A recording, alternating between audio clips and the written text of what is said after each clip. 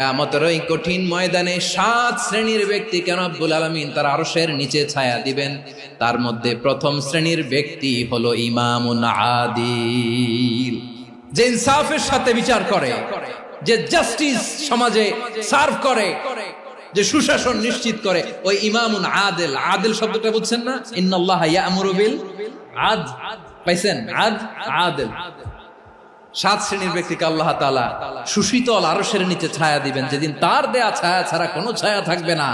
এর প্রথম হচ্ছে ইমামুন আদিল, ন্যায়পরায়ণ শাসক। চিল্লায় বলেন সুবহানাল্লাহ।